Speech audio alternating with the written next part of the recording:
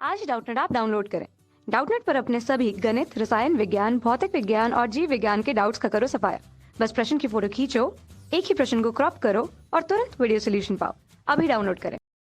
Hi friends, यहाँ प्रश्न में दे रखा है एक व्यक्ति अपनी आय का 75% खर्च करता है और उसकी आय 20% बढ़ा दी जाती है।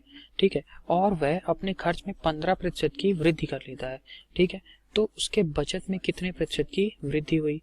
तो देखिए यहाँ पर मुझे एक व्यक्ति के आय, उसके खर्च और उसके बचत के बारे में बात की गई है। तो देखिए प्रतिशत कितना दे रखा है, खर्च आय में से 75% खर्च कर देता है। ठीक है, यदि उसकी आय 20% बढ़ा दी जाती है तो खर्च में 15% की वृद्धि करता है। तो देखिए मुझे यहाँ पर 75%, 20%, 15% दे रखा है और मुझे पूछ रखा है कि उसके बचत में कितनी वृद्धि होगी। तो मैं आय मान लेता हूँ उसकी कितनी है, 100 इकाई है।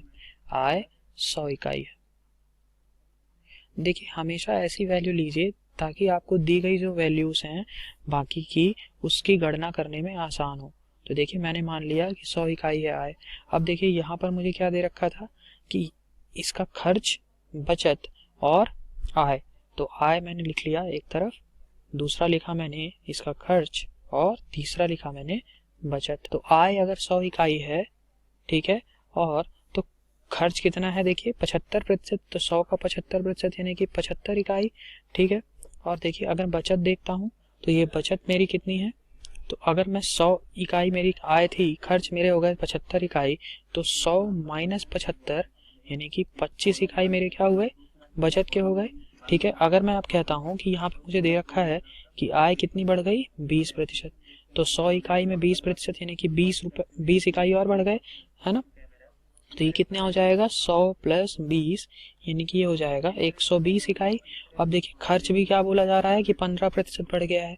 ठीक है, 15% की खर्च में वृद्धि हो जाती है, ये दे रखा है मुझे प्रश्न में। तो 15%, अगर 75 का 15% देखता हूँ तो ये कितना हो जाएगा, 11.25।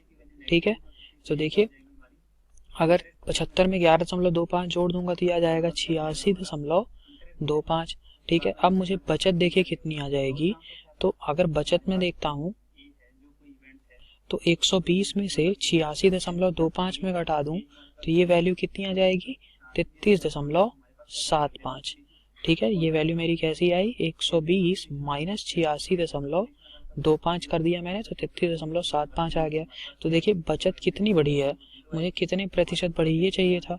तो देखिए प्रतिशत में निकाल लेता हूँ इसको। तो ये वैल्यू अगर मेरी पहले 25 इकाई थी तो अब बचत कितनी हो गई है, 33.75 यानी कि कितना बढ़ा है, 8.75 इकाई मेरी क्या हुई है, वृद्धि हुई है। ठीक है, तो देखिए इसकी मुझे प्रतिशत चाहिए तो मैं लिखूंगा 8.75। ये वैल्यू कैसी आई है, 33.75 में मैंने 25 को घटा दिया तो आ गया है 8.75।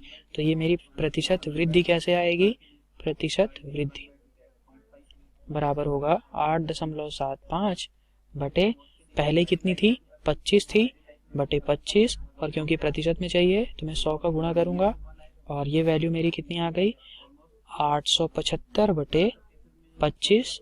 तो इसको मैं हल करता हूं तो ये क्या आएगा, 35%।